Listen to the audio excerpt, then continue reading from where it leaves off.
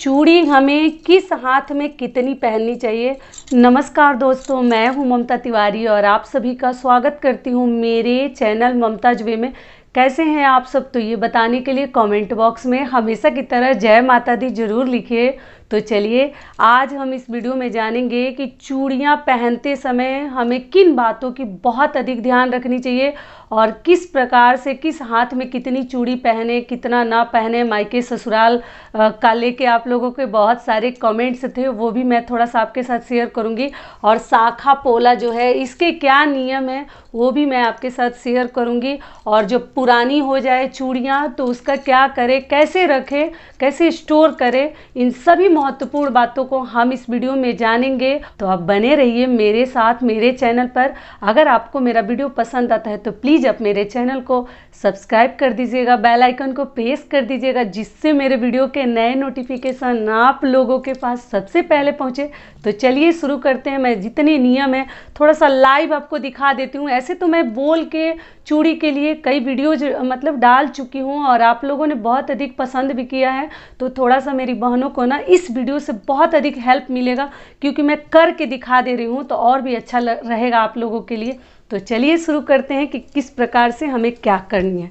तो सबसे पहला जो हमारा नियम है कि हमें चूड़ी पहनते वक्त जैसे ना दिशा का ध्यान रखना है कि दिशा हम कौन से दिशा में बैठे हैं। ठीक है, रात में भी आप चूड़ी पहन सकते, विवाह शादी में तो पहनते हैं, उतना सब नहीं लिया जाता।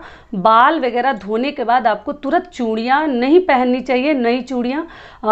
हाथ का चूड़ी अगर टूट गया है तो आप एक दो डाल सकते हैं पुरानी, लेकिन नई चूड़ियाँ मत पहनिएगा। ठीक है, तो ये भी हो गया। दूसरी बात दिशा का तो बता ही दी। तीसरी बात क्या है कि जब आप चूड़ी पहनने जा रहे हैं तो क्या कीजिएगा, ऐसे कर करके, जो कि मैं बता चुकी हूँ फिर भी ऐसे करके देखिए। ये इसी को बोलते हैं चिटकी हुई चूड़ियाँ। मेरी कई बहनें हैं ना, उनको समझ में नहीं आता कि चिटकी हुई चूड़ियाँ क्या होती है। देखिए ऐसे ना जब आप चूड़ी पहनी है तो इसको पक्का चेक कर लीजिए, इसीलिए मैं करके दिखा रही हूँ कि आप लोग को बहुत आसानी होगा। देखिए ये टूट गई है तो इसको मैं निकाल देती हूँ, ठीक है, और ये नहीं टूटी। ऐसे करके आपको चेकआउट कर लेना है, अच्छे से एकदम चेक कर लीजिए कि आप देखिए एक और टूटी है। ऐसी सब चूड़ियाँ हमें नहीं पहननी चाहिए, हम सुहागिन महिलाओं को तुरंत हटा देनी चाहिए, ये भी है। इसलिए नई चूड़ियाँ मैक्सिमम टूटी रहती हैं डब्बे की, तो आप लोग को चेकआउट करके ही चूड़ी पहननी चाहिए। ठीक है, तो ये हो गया हमारा दूसरा नियम कि ऐसे करके आपको चूड़ी चेक करके फिर आपको पहननी चाहिए। ये भी हो गया। तीसरी बात क्या है कि एक मैं वीडियो बनाई थी बहुत पहले, आपको सबसे पहले बता दूं, तो उसमें मैं बताई थी कि मायके को ऊपर रखना चाहिए या ससुराल को। नियम है कि एक हाथ में, जैसे दाहिने हाथ में या बाएं में, आपकी मर्जी है। देखिए मैं सबके घर के थोड़ा सा नियम भी अलग है, मेरे घर के जो नियम है वो मैं बता रही हूँ। तो हमारे तरफ ससुराल को ही ऊंचा रखा जाता है। आप लोग को थोड़ा सा बुरा लगा था कि नहीं हम लोग ससुराल को ऊपर नहीं रखेंगे, मतलब उसमें अधिक चूड़ी नहीं पहनेंगे, मायके को हम लोग ऊंचा रखेंगे। तो ठीक है भाई, आप लोग को जिसको ऊंचा रखना है उसको रख लीजिए। मतलब ऊंचा रखने का मतलब क्या हुआ कि उसमें एक चूड़ी हमें अधिक पहननी है। आप लोग पूछते हैं दीदी अगर अधिक वाली चूड़ी टूट जाती है तो क्या करें।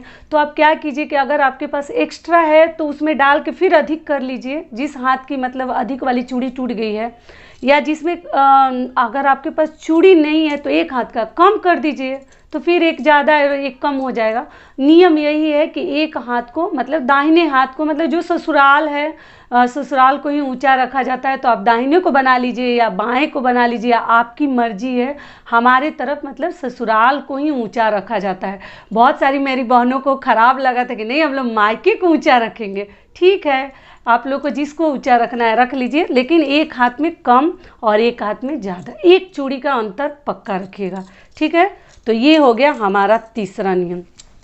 और चूड़ियाँ देखिए पहनने के समय ना, ये तो मेरी चूड़ियाँ जो है बड़ी बड़ी हैं, मैं निकालती हूँ और फिर डालती हूँ। तो चूड़ियाँ पहनते वक्त ना थोड़ा सा हाथ में, अगर आपका ठंडी के दिनों में ना हाथ जैसे ना हार्ड हो जाता है काम वगैरह करने से, तो आप क्या कीजिए क्रीम या तेल वगैरह या साबुन लगा के फिर आपको ना सोप वगैरह लगा के चूड़ी डालनी चाहिए कि चूड़ियाँ ज़्यादा टूटे ना।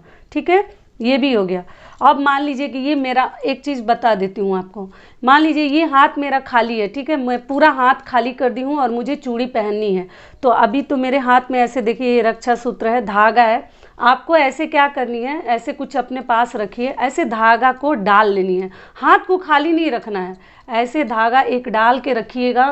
क्योंकि जितना देर हाथ खाली है, हम मैचिंग मिला रहे हैं, कलर इधर का उधर कर रहे हैं, उतना देर भी हमारा हाथ खाली रहना अशुभ नहीं माना जाता, उसको अशुभ माना जाता है। तो आप क्या कीजिएगा कि ऐसे एक धागा डाल लीजिएगा।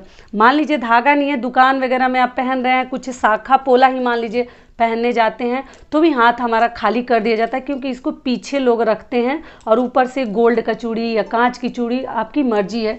तब क्या आपको करनी है वो भी बता देती हूँ कि अगर आपके पास किसी भी तरह का बैग है, प्लास्टिक है, ऐसे तो दुकान वाले ही पहना देते हैं, क्या कीजिएगा इसमें भी हाथ को डाल लीजिएगा, क्योंकि कभी हाथ को आपको एक क्षण के लिए खाली नहीं रखनी है। समझ में आ गया? या तो धागा डाल लीजिए ऐसे करके, या आपको ये पॉलीथीन मैं बता चुकी हूँ अपने चूड़ी वाले वीडियो में, आप ऐसे पॉलीथीन भी डाल सकती हैं। तो ये भी आप लोग का क्लियर हो गया कि हाथ को खाली रखना बिल्कुल हम सुहागिन महिलाओं के लिए मतलब शुभ नहीं माना जाता।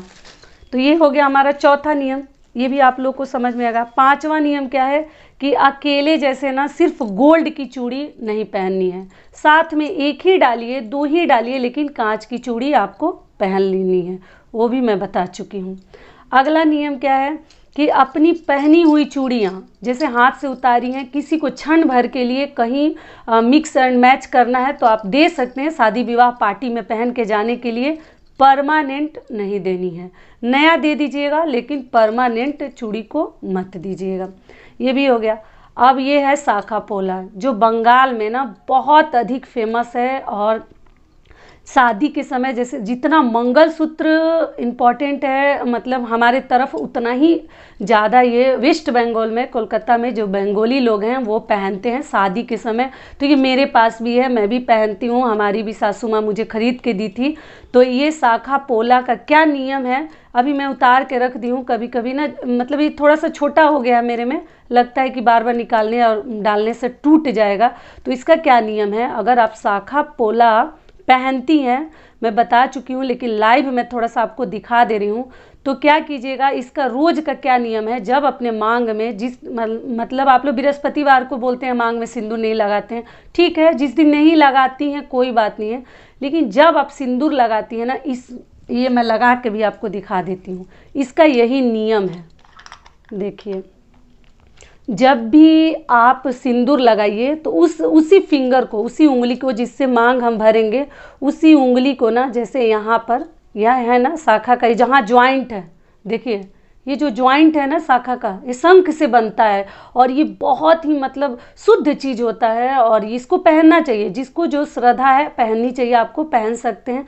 तो जब अपने मांग में जब आप सिंदूर भर लीजिए तो उसी उंगली को ना लेके इसमें इस ज्वाइंट में लगा देने का, इससे बोला जाता है ना कि सुहाग बढ़ता है, ठीक है।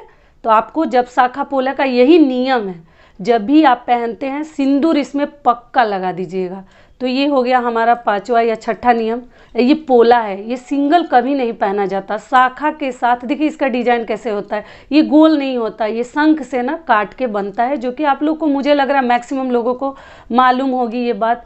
और ये पोला है तो ये साथ में ही मिलता है, ये मैरून है मेरा, लाल भी आता है, तो अब 2 कलर का आता है। आप मतलब चाहें तो ऐसे ले सकते हैं, बहुत शुद्ध चीज़ है, बहुत सुंदर चीज़ है, आप चाहें तो खरीद के रख सकते हैं। ये भी हो गया। अगला नियम क्या है, आप लोग को मैं बोली थी ना कि कभी भी सुहाग की चीज़ों से हमें घबरानी नहीं है। वो भगवान करे कि मतलब हमारा सुहाग दिन दूनी रात चौगुनी बढ़ते जाए और हम उसमें डूब जाएं, लेकिन उन चीज़ों से हमें घबरानी नहीं है। तो क्या करनी है, हम, ये तो मेरी नई चूड़ियाँ हैं, लेकिन अगर 2-4 ऐसे करके पुरानी कलर निकल जाता है, फेडेड हो जाती हैं चूड़ियाँ, आपको ऐसे बड़ा सा एक धागा लेना है। धागा लेके जितनी चूड़ियाँ आपके पास एक्स्ट्रा है, अगर आप उससे मतलब रीयूज कर सकती हैं, कुछ बना सकती हैं, डेकोरेशन पीस तो आइटम तो बना सकती हैं, और नहीं तो आपको मैं मुंह से देखिए बताई थी, अभी मैं करके दिखा दे रही हूँ सारी चूड़ियों को।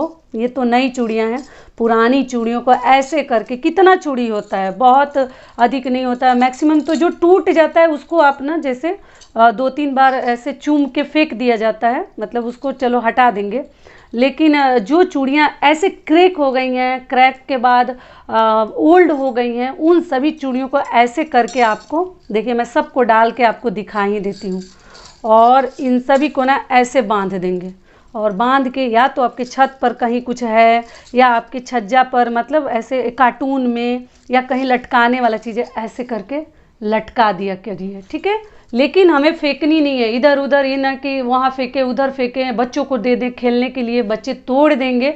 जो सब चीज़ मैं बता चुकी हूँ, लेकिन आज लाइव मैं सोची आप लोग को करके दिखाऊंगी, तो इस वीडियो से आप लोग को बहुत अधिक फ़ायदा होगा। और ऐसे कितनी चूड़ी होगी, इतनी होगी, लेकिन हम घबराएंगे नहीं। इसको कार्टून वाले बॉक्स में रख दीजिए, जो वो आते हैं ना बड़े बड़े बॉक्स टीवी के, या अमेजोन से बहुत सारे बॉक्स मिलते हैं, अगर हम ऑनलाइन शॉपिंग करते हैं तो उसमें रख दीजिए, या छत वगैरह पे कहीं, मतलब ऐसी जगह, सेफ जगह कि बच्चे के पहुंच से दूर है, बच्चे तोड़े ना। इसको कहीं भी हैंग कर दीजिए या बॉक्स में रख दीजिए। तो इस प्रकार से पुरानी चूड़ियों को हमें रखनी है, फेंकनी नहीं है, ठीक है। तो यही हमारे कुल नियम थे, जो मैं सोची आप लोग के साथ थोड़ा सा लाइव शेयर कर दूं। आशा करती हूँ, उम्मीद करती हूँ कि इस वीडियो से आप लोग को बहुत अधिक लाभ मिलेगा। फिर मिलती हूँ एक नए वीडियो में, तब तक के लिए नमस्कार। स्वस्थ रहिए, सुरक्षित रहिए, और जहाँ कहीं भी रहिए खूब खुश रहिए।